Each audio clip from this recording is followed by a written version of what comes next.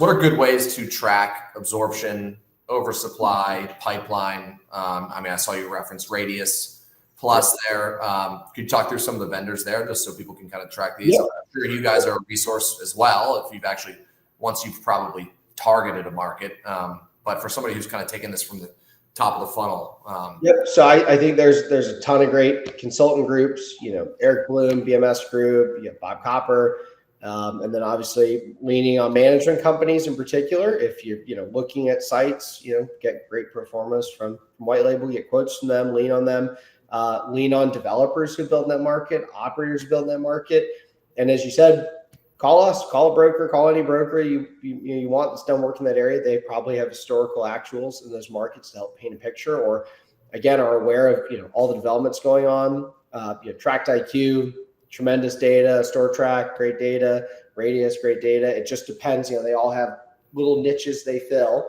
And I think some hit better data points than others, but there's a lot of great resources out there. And I think, as Mel Gibson said, you aim small, you miss small. And I think in this space now, we're so far from the build it and they will come model that my dad came from in the 80s, 90s, and 2000s.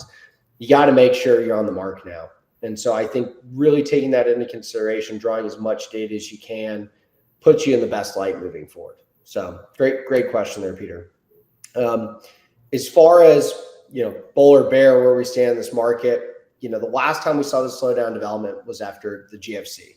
And I said, super drastically impacted the number of facilities that were built. Not like the 2000s were exploding, but they were doing quite well. First time we saw huge capital injections from groups like PE and GE Capital and things like that. So we saw that first slowdown, as did everyone else through the GFC, kind of like we did with COVID.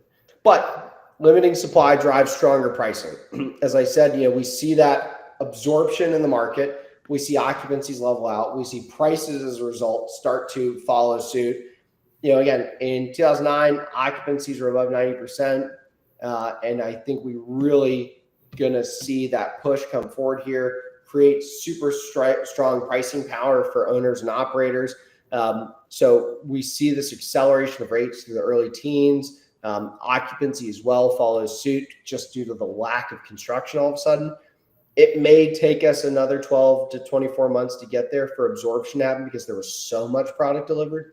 But as that product is absorbed, I think we'll see very similar trends to what happens here, both with rates and occupancy.